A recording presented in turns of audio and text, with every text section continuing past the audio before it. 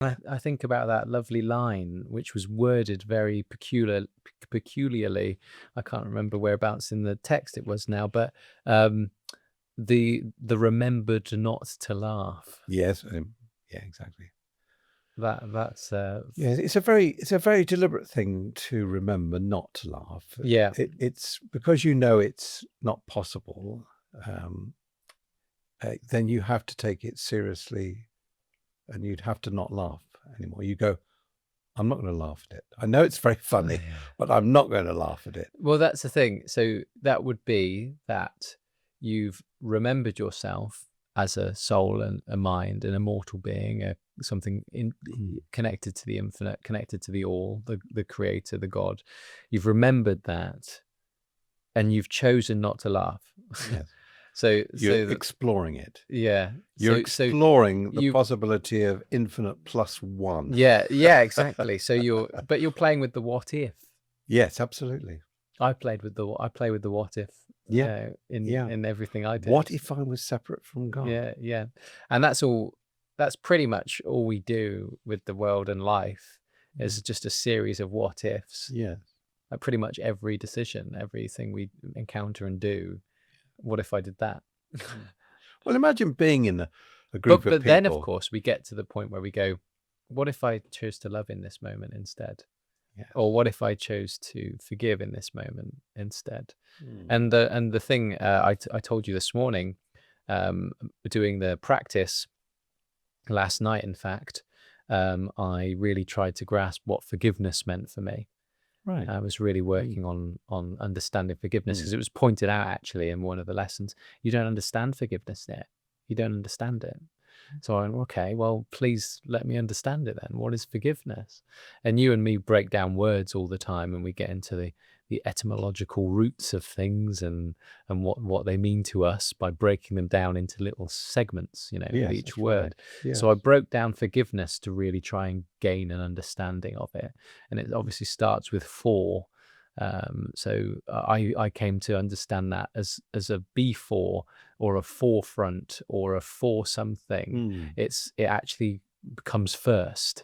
Right. So it's something that comes first. So for first. Okay. That's what for meant. Give is gift, obviously, because we're giving. When we're giving, we're in giving, and it's a gift to do something like that, to give a piece of information to someone or to give a gift to someone, so it's a gift. There's a form of gift there. So now we've got forgiveness as first gift, and then ness is a suffix that's added onto words, and it actually denotes a state.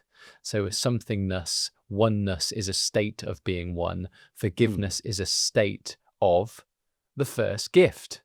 So I come to understand forgiveness as a being in the state of the first gift. And then I started to ponder on the first gift and what that might have been. And of course, we understand it as light or life. Light and life are synonymous a lot of the time. And really, life is the first gift that the creator gives to its consciousness, to its beings, to experience life. So when we forgive someone, when we choose to be in forgiveness, what we're doing is allowing someone life and their life to experience what they want to do, and in doing that, we free ourselves, because then we are in our own first gift, our own life. We're back in our life. Otherwise, we're holding grievances towards everyone's lives, and we're not doing any gifts. That we see someone experience something and we're grieving against it. We're going, and grief, of course, denotes death. Grievance is connecting to the perspective of death, of course, which we've just undone there. But forgiveness is allowing life once more, giving them life. That's very good thinking. To give everything life. And so now again we come back to the dual nature of this thing. Are we having a temporal experience of death? If we are, then we're going to grieve, we're going to grievance, we're going to hold grievances at pretty much everything. Are we having an eternal experience of life? If we are, then we will forgive. We will give the first gift again and again and again. Each present moment, we will give the first gift. And that's all that God does in every single moment is give his first gift, forgiveness. That's Again, lovely, lovely. The opposite of forgiveness is condemnation, which is giving death.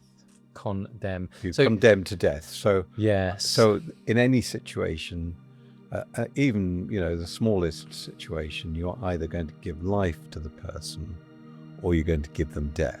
You're going to condemn them to death, and so that's how black and white it is, really, and how clear it is. The difference between the two. That's very good thinking, James.